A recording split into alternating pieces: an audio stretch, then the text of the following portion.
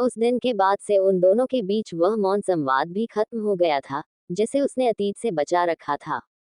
उनके चेहरे से उदासी और कड़वाहट के पर्चे को बखूबी पने लगी थी वह, पर कब तक अनजान बनने का ढोंग करती, कब तक उनकी बड़ी बड़ी आंखों से खुद को बचाती।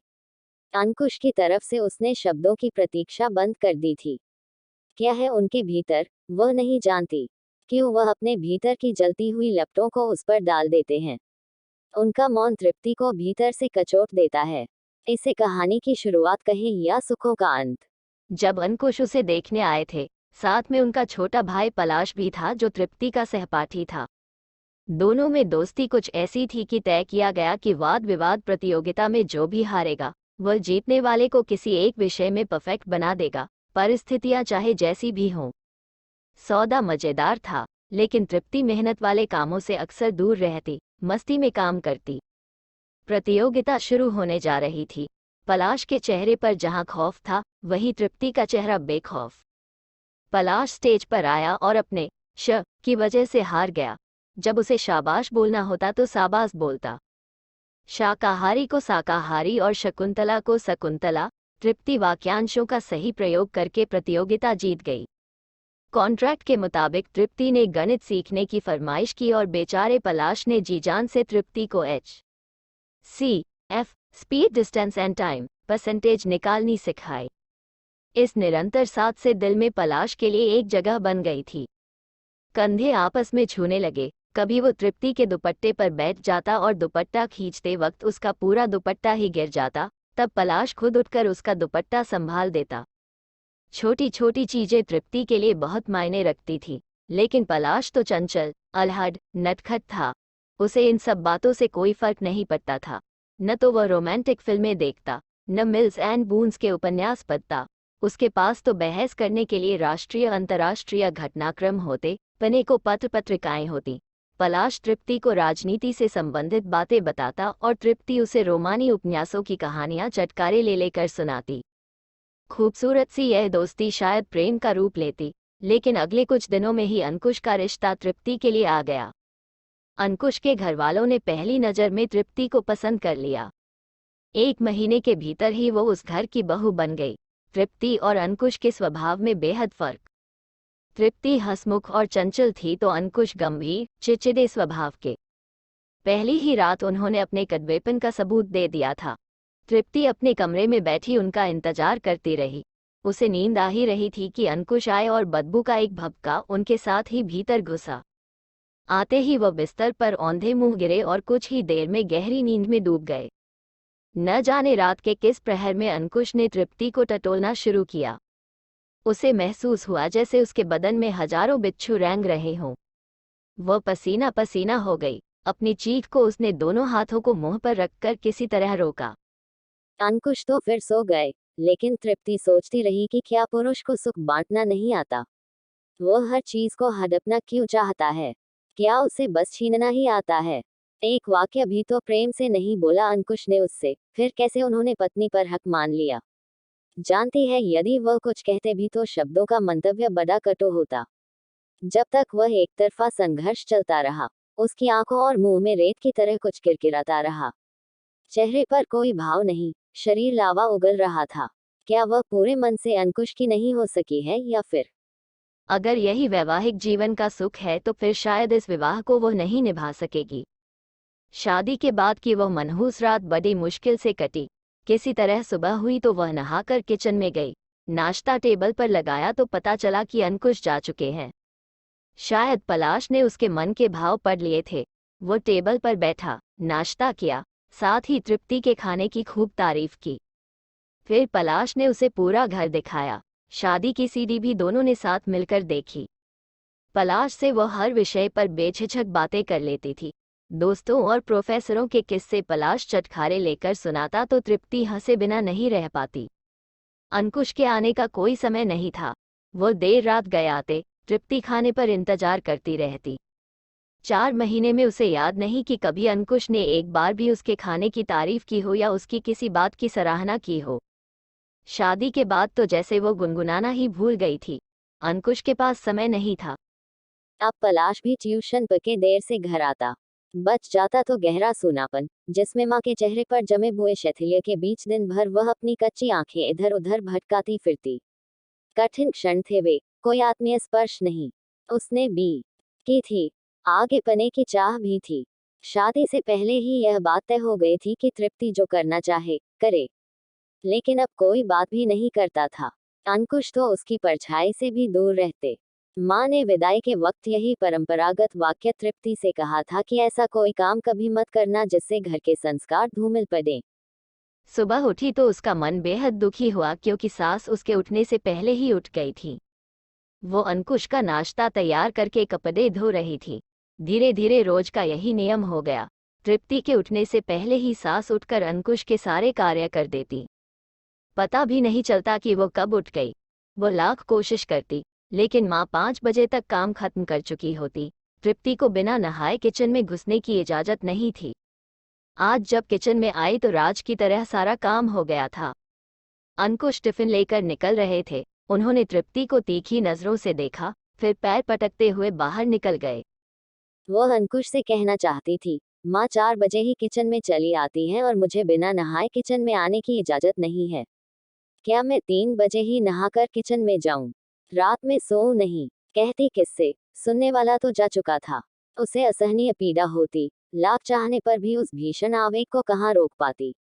माँ कुछ नहीं कहती, सारा काम खुद करने बैठ जाती। कोई सहेली आती तो भी वह काम न छोड़ती। तृप्ति को शर्म आती। माँ कटकटाती ठंड में भी बर्तन धोती रहती। अंकुश तो हमेशा ही घुटे घुटे रहते, केवल रात में उनके भीतर का पुरुष जागता। तृप्ति बचना चाहती, लेकिन कुछ न कर पाती। वो चीखना चाहती, उन्हें दूर फेंक देना चाहती। क्या यही है मेरी इज्जत तुम्हारी नजरों में? मैं तुमसे बात करना चाहती हूँ। एक साझेदारी का हक, छीनने का नहीं, बराबरी का हक, खींच का नहीं, प्यार का हक। अंकुश मुझे प्यार चाहिए। पर उसकी आवाज अंकुश तक न पहुंच पाती। एक दिन सुबह उठते ही तृप्ति को झकझोरते हुए वो बोले, आज ऑफिस से कुछ लोग आ रहे हैं, दोपहर के खाने पर खाना स्वादिष्ट बनाना। मेरी बेइज्जती नहीं होनी चाहिए, समझीन, कहकर वह चल दिए। सुबह सुबह अंकुश के इस व्यवहार ने तृप्ति को अपमानित महसूस करने का एक और मौका दे दिया। उठी, बाथरूम का दरवाजा जोर से बंद करके वॉश बेसिन खोलकर जोर से फफक पड़ी। लगातार बहते पानी की आवाज उसे सुखद प्रतीत हो रही थी। वह अपना अपमान, क्षोभ, पीड़ा सब कुछ उस पानी में बहा रही थी। हर रात एक नए यातना गृह में अंकुश उसे ठेलता। उसका स्पर्श तृप्ति के भीतर की औरत को जगह नहीं पाता, सिर्फ जुजुप्सा पैदा करता। उस शाम अंकुश दोस्तों के साथ जल्दी घर आ गए। सबके सामने उनका रूप बदल जाता। वो संवेदनशील होने का दिखावा करते। उस दिन माहौल थोड़ा सहज था। तृप्ति भी खुश थी। रात में उसने अंकुश से कहा, एक अच्छी फिल्म लगी है, कल ऑफिस से जल्दी घर आ जाओ तो फिल्म देखने चले। इतना कहना था कि वो भड़क कर बोले, टीवी में इतनी फिल्में आती हैं, मन नहीं भरता तुम्हारा? डॉट प्रश्नवाचक चिन्ह। दिन भर बैठी रहती हो, बाहर निकल कर देखो, पसीना बहाओगी, तब पता चलेगा पैसे का मूल्य। अगले दिन तृप्ति जिद में पलाश के साथ फिल्म देखने चली गई। गई तो जिद में थी, लेकिन लौटकर एक नया तूफान झेलना पड़ेगा, यह भय भी था। पलाश ने उसे सामान्य बनाने की बहुत कोशिश की, लेकिन तृप्ति के चेहरे पर उदासी के भाव कम नहीं कर पाया।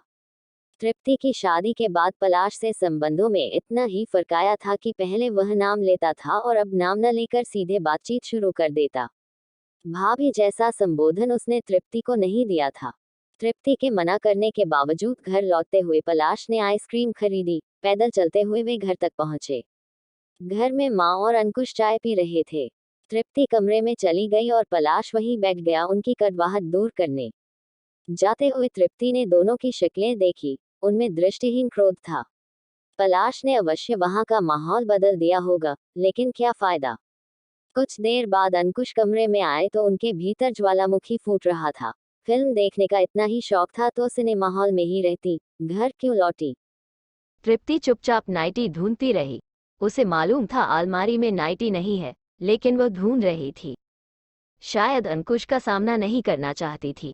वो चाहती थी अंकुश चुप हो जाए, लेकिन ऐसा कुछ नहीं हुआ। अंकुश ने तृप्ति की तरफ से जवाब न पाकर गुस्से में उसका हाथ जोर से घुमाया और पीछे को मोड़ दिया। तृप्ति दर्द से भरकर चीख उठी, मारना चाहते हो मुझे? मारो। झगड़े की आवाज सुनकर लोग दरवाजा खटखटाने लगे थे। अंकुश उसे लगातार मार रहे थे। वो जानती थी मुंह खोलकर उसने अंकुश के राक्षस को उजागर कर दिया है और आज के बाद कभी इस घर में चैन से नहीं रह पाएगी। हर नज़र उस पर उठेगी, सब उसे पतिता की तरह देखेंगे। अंकुश गुस्सा पूरी तरह निकालने के बाद कमरे से बाहर चले गए। रह गई तृप्ति और उसके मन शरीर की चोटें। घर की गतिविधियां रुक गई थीं। तृप्ति को सास की ओर से दूसरे युद्ध की भी अपेक्षा थी और वह इसके लिए भी तैयार बैठी थी। रात हो गई, वो वैसी ही पड़ी रही, अपने जख्म देखती हुई। कब नींद आई पता नहीं चला। सुबह धूप ने कमरे में रोशनी फैला दी तो बेहोशी भरी नींद से वह जागी। शरीर दर्द से टूट रहा था, मन में घुटन सी थी। घड़ी सुबह के 10 बजा रही थी। अंकुश शायद ऑफिस जा चुके थे। घर में खामोशी थी। बाहर से आवाजें आ रही थी, मटर, गोभी, पालक, फल ले लो। उसने अपनी आंखें बंद कर ली। अचानक दरवाजा खुलने की आवाज आई। एक जानी पहचानी आवाज उसकी ओर बढ़ी, पैरों के ठीक पास। पलंग पर खटका हुआ। तृप्ति, यह क्या हाल बना रखा है? उसकी आंख खुल गई। उठने की कोशिश की तो वह उसे रोकते हुए बोला, लेटी रहो, मत उठो। तृप्ति ने उसकी ओर नहीं देखा। वो तृप्ति के बालों को सहलाते हुए बोला, क्यों सहती हो यह सब, पागल हो तुम? उसका हाथ पका, चोटों को सहलाया। आंखें मूंदे मूंदे ही तृप्ति को लगा मानो उसकी पीड़ा खत्म हो रही हो। कठोर मन कब पिघल गया पता ही नहीं चला। रुका हुआ बांझ जैसे टूट पड़ा। वह पलाश के सीने से लगकर फूट फूट कर रोने लगी। पलाश ने जोरों से उसे बाहों में भींच लिया। पता नहीं घर में कौन था कौन नहीं। कोई देख लेता तो शायद अब तृप्ति को डर न होता। पलाश ने उसके माथे का चुंबन लिया तो उसने आंखें खोल दी। दोनों ने एक दूसरे को देखा, जैसे बरसों बाद मिले हों। लगा जैसे अनजान सी शक्ति मन और शरीर में आ गई है। पलाश की आंखों को देखकर अब हर चुनौती का सामना करने के लिए तैयार थी। पलाश ने उसका चेहरा अपनी ओर घुमाते हुए बोला, अब तुम्हें कोई कुछ नहीं कहेगा। मैं भी देखूं कि किसकी हिम्मत है जो तुम्हें छू भी सके। अच्छा, अब तैयार हो जाओ, मैं तुम्हें एक पल के लिए भी यहाँ नहीं रहने दूंगा। कहता हुआ पलाश चला गया। वह पलाश के स्नेह भरे स्पर्श के एहसास से भरी बैठी रह गई। असीम सुख के साथ उसने अपनी आंखें मूंद ली। आंखें खुली तो कमरे में मंद रोशनी थी। छोटे से नीले बल्ब का प्रकाश फैल रहा था। उस प्रकाश में पलाश की महक घुली थी। प्रकाश, पलाश कितने एक जैसे हैं दोनों नाम, वह सोचने लगी। अजीब से सुख का एहसास हुआ। कुछ खटकने की आवाज आई। मेज पर जोर से कुछ गिरा। इस पर साइन कर दो। यह अंकुश थे। कुछ देर के लिए वह अनसुना किए लेटी रही।